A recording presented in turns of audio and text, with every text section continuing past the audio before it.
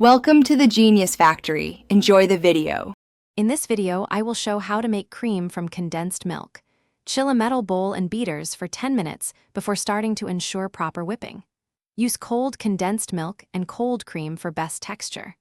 Add a stable thickener or whipped cream stabilizer if desired. Fold gently to retain air and stop when peaks hold shape.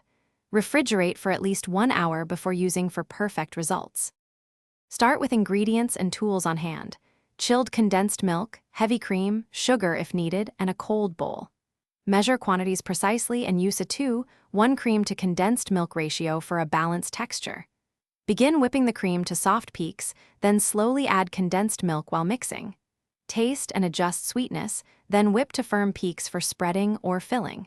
Chill before serving to set for best results.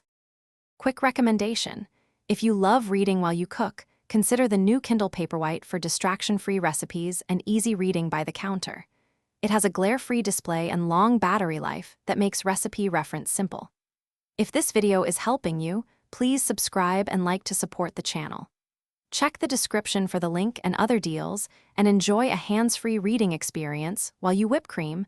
Now let's get back to the video. If your cream is too thin, whip longer or add a small amount of powdered sugar to stabilize. For overwhipped cream, gently fold in a bit of cold condensed milk to soften and restore texture. Store finished cream in an airtight container up to 3 days in the refrigerator. Freeze portions for up to 1 month for longer storage, then thaw in fridge before use for best texture and consistency. Thanks for watching. If you found this helpful, don't forget to like and subscribe.